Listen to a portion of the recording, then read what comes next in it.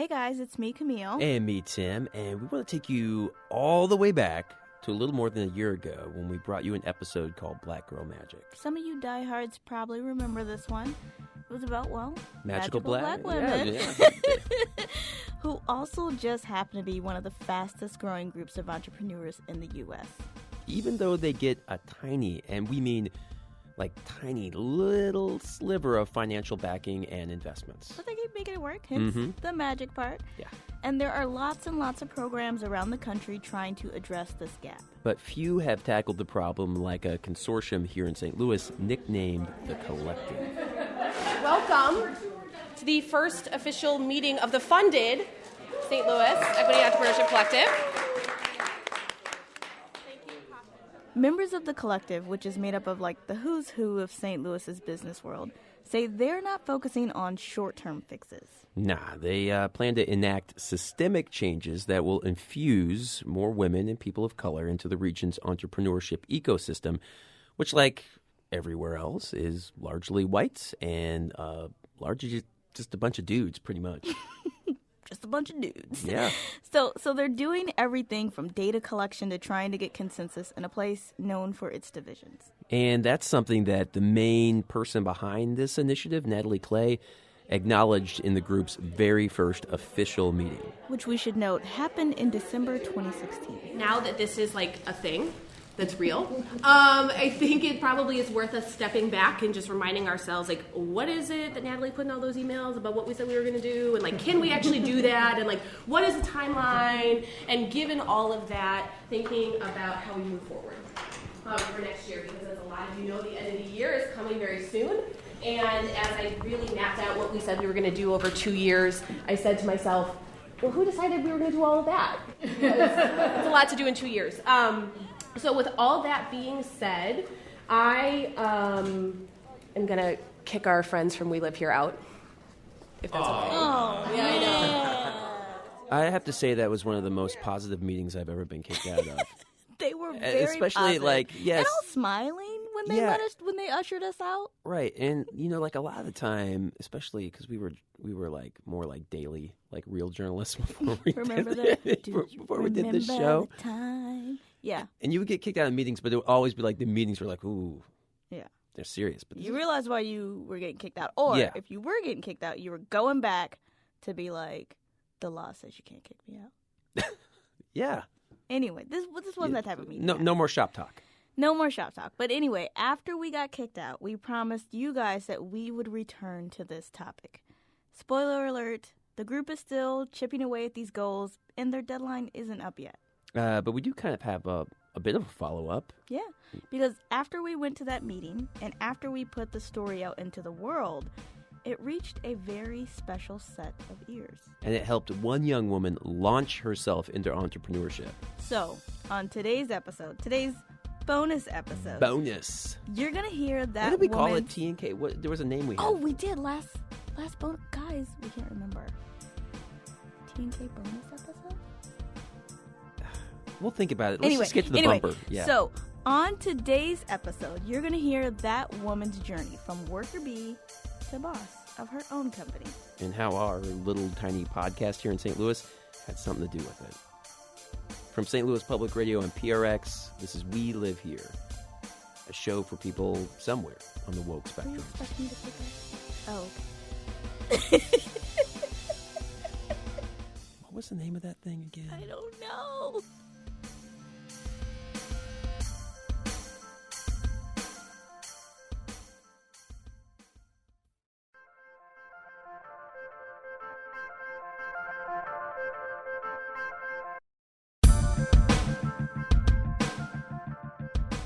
If you live in or have visited St. Louis, it's hard to ignore the fact that healthcare is huge here. Right. It's not uncommon in certain parts of the city just to see huge groups of people walking around in scrubs and sometimes those funny little hats. Funny little hats. It's like the paper ones. They're not really funny. I'm sure that they serve a very serious purpose. We are just very serious hats. Just goofballs in general. Yes. Yeah. But there's like sort of a consolidated group of medical schools that attract students from all over the world in just sort of a main part of St. Louis. Mm-hmm. And there's also tons of people who work at hospitals, which Speaking of the hospitals, They're big. they're massive. Mm-hmm. So massive that it's easy to get lost in them. We did. So what wing are we in? I think we're in like a separate wing of the hospital. Center for Advanced Studies or something. Okay. I think we have another building to find. Gotcha. Let's get out of this building. Sure. Oh, look. Okay, this is going It's not going well. not well. But finally, we seem to get on the right path. Is this the second floor? Second floor, yeah. For children's? Okay, we're here to meet Rachel Simon Lee. And this is who we're looking for, Rachel Simon Lee. She's the reason we're in this gigantic Barnes Jewish Hospital campus in the city's very, very posh Central West End. Yeah, and after a few more turns, we finally see Rachel waiting for us near a security desk. Hey, how's it going? Hey. We don't know where we are. We don't We know. have no idea. We parked on the, what garage was I don't know, the big one? Yeah. Even Rachel can't believe our wandering trek. We took the scenic route. So how did y'all get through? Well, We just walked. Yeah, just walked through the... Just Yeah. From where? I don't know. Garage? It's the garage. That off is the- hilarious. Timbuktu. No. We were like, Okay. yeah, walked about just 2 walking around miles. the hospital with Welcome. a giant fuzzy microphone.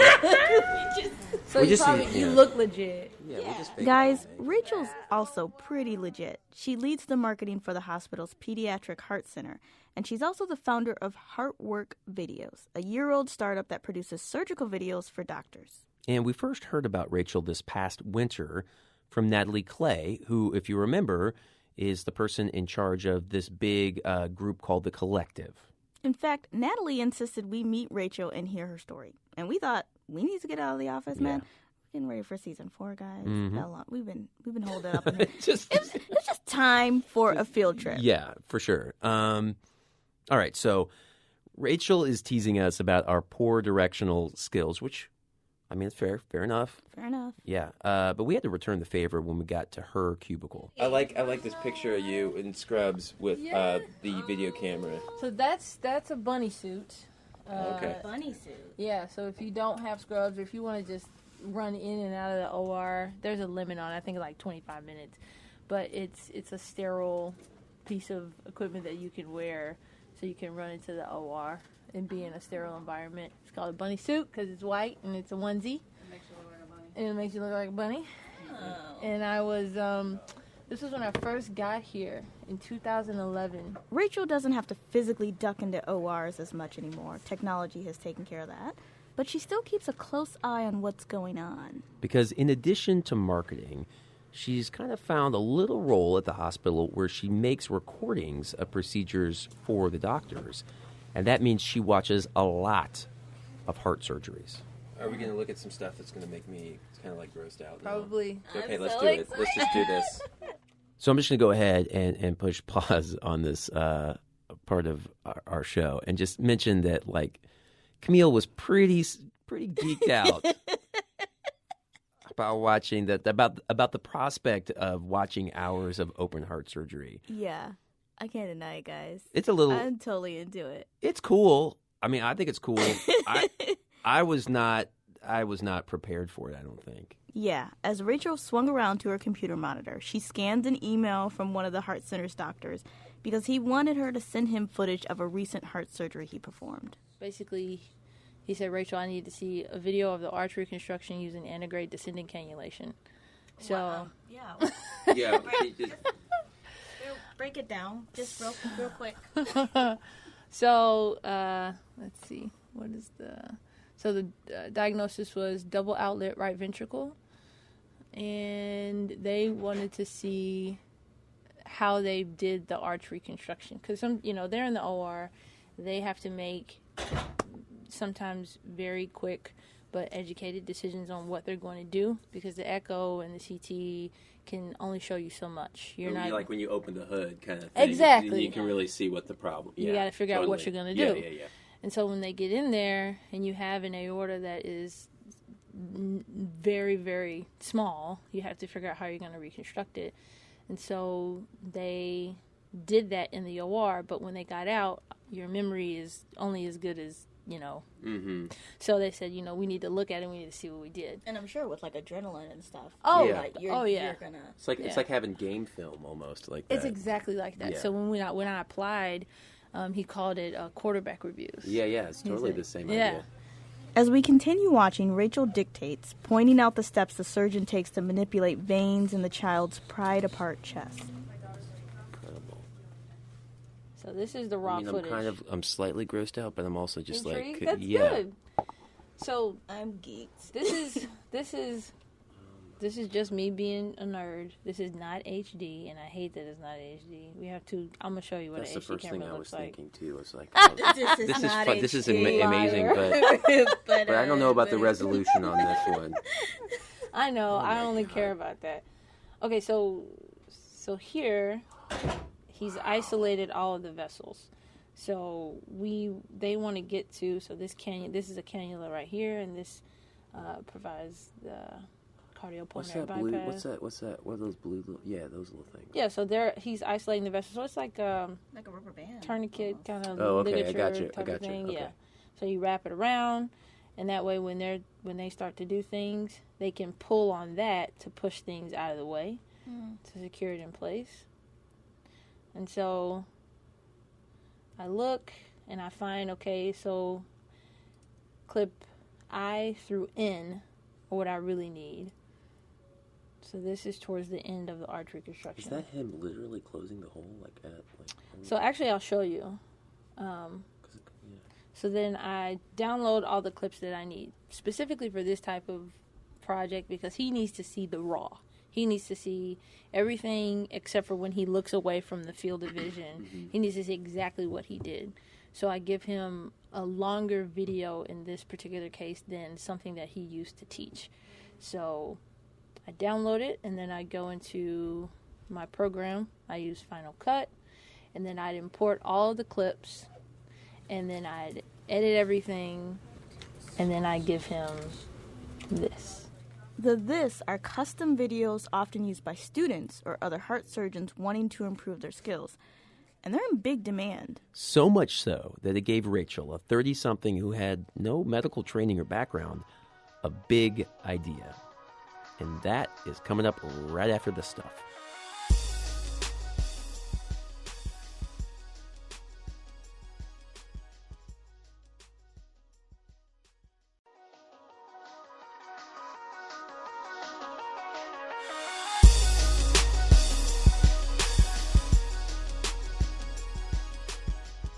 Rachel's not just good at this whole video editing thing because of her experience at the hospital. In fact, she went to school for this. Yeah, because her original plan, when you're like a kid, was to go into, get this, our line of business. And when she told us this, we were like, I'm not going to diss my profession or my career or my life choices. That's for later, away from the microphone. But let's just say we told her, maybe you made the right choice. Good call. Not for everyone. Not for everyone. That's a nice way of saying it. So then when did you decide, maybe not broadcast journalism? When Linda Williams, one of my teachers, said, typically what you have to do is go to a very small town in Arkansas or Mississippi and start there, and you're going to be there for a couple of years, and then you go to a smaller town or not a smaller town, but a slightly larger town in another really small city. Climb the ladder kind of thing. And I was like, yeah. I don't think I want to do that. Yeah. So after graduation, Rachel's mentor spots an internship opening at Barnes Jewish Hospital, and he tells her, you got to go for it. So she does, and she works at the hospital in the communications and marketing department doing really, whatever they tell her to do. And honestly, I don't even know how long the internship was. I just wanted to work hard, and I wanted to impress them. And towards the end of the year, there was talk about a new pediatric CT surgeon. They said, do you want to learn how to read surgeries and do some video production for this surgeon? And I said, yeah. I met him, Dr. Peruz Egdasadi, awesome man. And we hit it off. And this new surgeon, who came from Ohio, had some ideas about how things could be done at Children's. the word around the hospital is that Peruz is a big idea person, and it's true. Like he's always thinking of ways to improve, ways to make things better, thinking outside of the box. And they had started creating an instructional video library in Cincinnati. He handed me this disc of a video and said, do this. Right. And this was what year? 2011-12. So I started in 2011, December. And so, 2012, it was like hitting the ground running. He said, here's a textbook. Here are the cases that we typically do. And, here's the setup that we have in the OR for filming cases. So for many people, I'm just going to go ahead and say most people, being told by one of the country's top pediatric heart surgeons to create instructional videos, when you yourself haven't gone to med school, I mean, it's kind of like, it's a little daunting, don't you think? Yeah. Even if you are getting study guides. But Rachel, she embraced it. What I was doing made a difference to him, and it made a difference in the lives of the families. So I knew that it was special. I knew there was something special about it. And so I just pushed myself and challenged myself to be better and to be faster. And the only way that I could do that was to do it every single day. And that's what I got to do. So you did that every single day for how long? I did that every day. I still do it, so I don't do it every day, but, in theory, for about 4 to 5 years. Wow. And so when did like, I work here, I feel useful, this is cool, I got this cool job. When did that turn to, oh, maybe I have some sort of, I'm feeling like an entrepreneurial bug bit me? Yeah, so one of the doctors there was creating an iBook. He was writing a textbook for congenital heart disease, for cardiothoracic surgery, pediatric cardiothoracic surgery, and he wanted to take it to the next level. He just didn't want it to be all text. He wanted to add echocardiograms, and he wanted to add operative video. And so he was a part of our service line at the time, part of our team, and I would work with him on getting some videos in his book. But my workload at work was too heavy, and so I had to do it on my off time. And so since I was doing it on my off time, he was, willing to pay me for my services. And I thought it was so cool. I was like, man, maybe I'm going to be published one day. And now I am. And I was making money.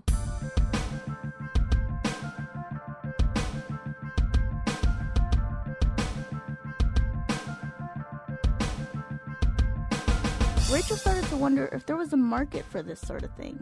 Yeah, if other doctors, besides the ones at her hospital, would find it useful to have their own surgery videos, sort of like game tape, if you will. After all, these days, a lot of doctors record their work in the OR anyway, but then don't have the skills or the time to make hours of surgery tape useful. So maybe, Rachel reasoned, they could use a video editor too. Maybe they could use her. She floated the idea to her bosses in October 2016.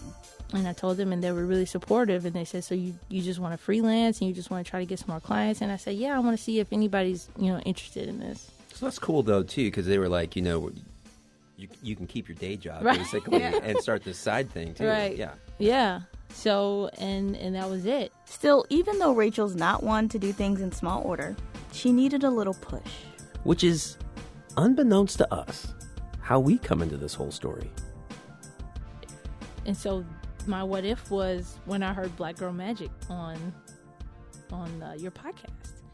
And I thought, I can build a Squarespace website. I can sit in my basement. I can sit in my room and be quiet and build and think and write a whole bunch of notes on a Google Doc. But, can I really put myself out there, talk to people, get advice, get criticism, and, pivot and read books and persevere and read more books and pivot and, do all that stuff that I hear about? Can I do that? And when I heard the podcast and I heard Morgan talk about Blavity and talk about, the steps that she made, even though the subject matter was, about funding and, that sort of thing, I was thinking, I could do this. I really can. So I reached out to Dr. Cheryl Watkins Moore.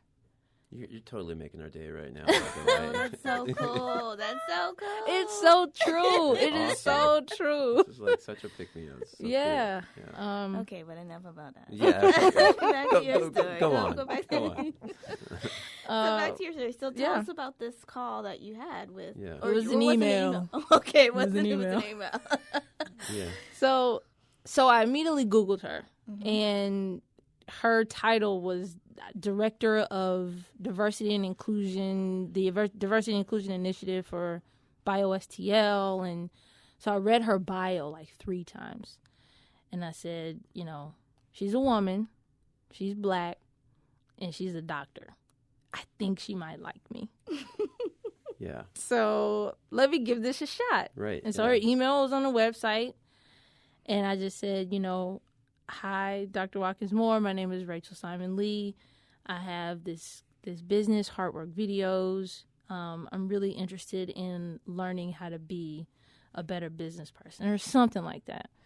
And she went and checked my LinkedIn. You know how they do, you know. Yeah, you got the check your LinkedIn. notification. Yeah. Right, I got that notification that she checked it. I was like, okay, that's a good sign. And she emailed back, if not that day, the following day, that yes, we need to get you into this entrepreneurship ecosystem. So you guys can probably guess at this point what happened next. Rachel killed it. Of course. No, really. Yeah, this she woman, did. she had Yeah. a great year. Mm-hmm. After hearing the show and connecting with Cheryl, who's also, we should say, a big part of the collective, that giant group of the who's who of business people in St. Louis who are figuring out ways to make its entrepreneurship ecosystem more inclusive. Mm-hmm. This is why I'm not a spokesperson for those things. I can't get entrepreneurship out of my mouth. Well. I'm not even going to try. Mm-mm. Anyway, after making this connection, Rachel enrolled in local classes. And then she won several pitch contests for new startups, and she steadily built her client list. So along the way, have you kept in touch with Dr. Moore? Oh my gosh, yes. Okay. What has that meant to you, too? You know, yeah. You know, it's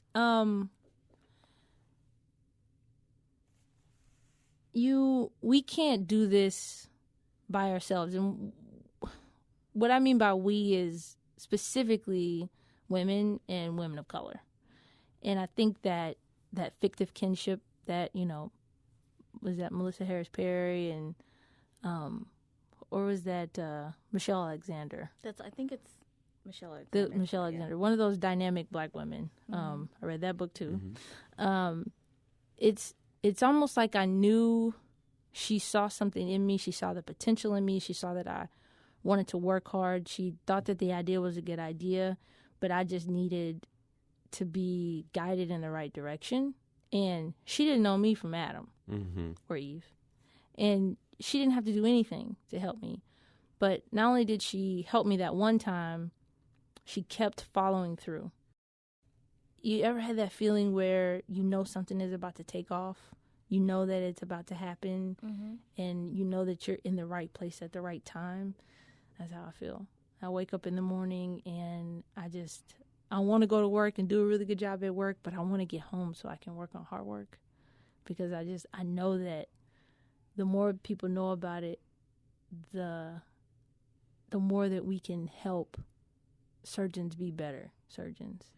I remember talking to one of our partners in the office, Dr. Barbanel, and I said, if you had access to your cases almost immediately after you came out of the operating room so that you can review and study, and then you can use that to teach other trainees, you know, what kind of value does that provide? He said, oh, I'd be a better surgeon, hands down. And I said, that's it. That's your value. That's it. It's I have to do this. There's no question. Where's sort of the, how close do you feel like you're at to sort of that breaking point where you're like, this is not my promising side gig. This is like my full-time gig. Yeah. That is it's going to be a hard decision to make. And I think it's kind of like whenever you make a big decision in life, you know, getting married or buying a house or anything like that, you know when you know. I will say I'm very close. I'm very close. I've been super transparent with my job the whole way. I don't think I could have done it any other way. I appreciate them. I think it probably took me a longer time to even start hard work because I actually enjoy my job and I enjoy the people that I work with.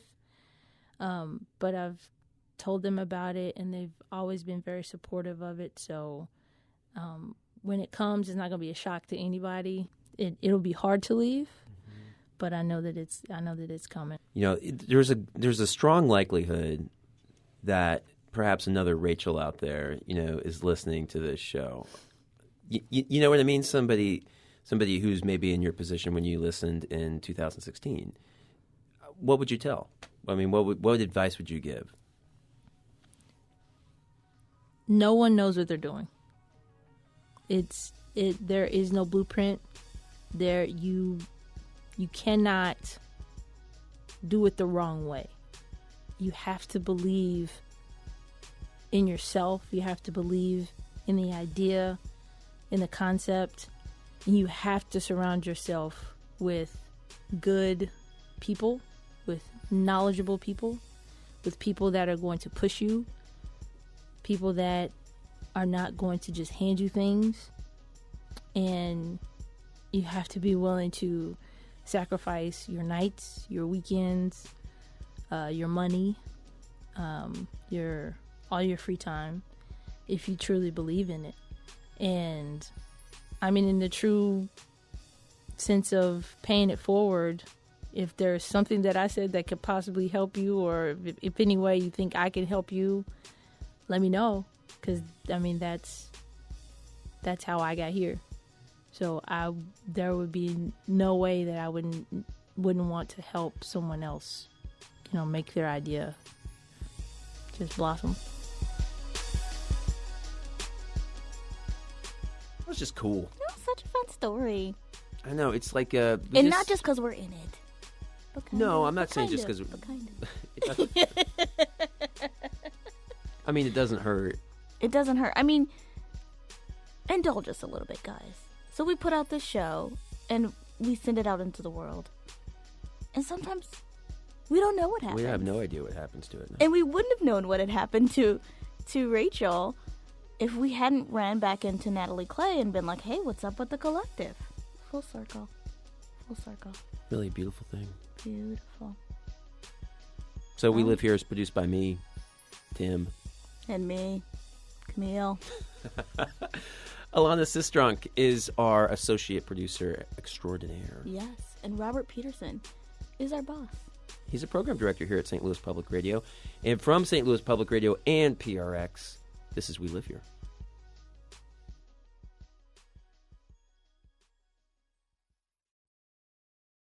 Support for this podcast comes from the Corporation for Public Broadcasting.